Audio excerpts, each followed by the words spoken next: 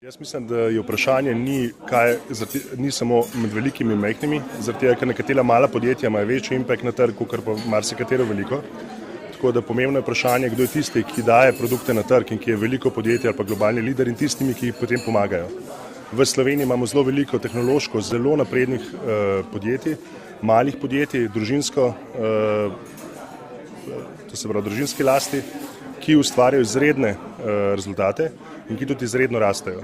Hkrati pa so, po mojem mnenju, v prihodnosti ne bojo odvisni samo od enega kupca, tako kot je bilo zdaj v avtoindustriji ali pa tako naprej, ampak se bo pravzaprav ta njihova znanja, tehnologije in produkte jemali različne sfere industrije in tudi različni veliki partnerji. Tako da izredno pomembno je sodelovanje med velikimi in malimi. Če pogledamo Industry 4.0, je pravzaprav pomenljiv v tem, da se mali integrirajo v procese velikih, tako da vidimo, da je za velike to pomembno in za male pomembno. In pa, če pogledamo mala podjetja na trgih, tukaj v Evropi predvsem, od Nemčije tukaj do nas in pa mogoče še v lokalnem okolju, je to tudi tradicionalno relativno uraslo v nas in to ni problem.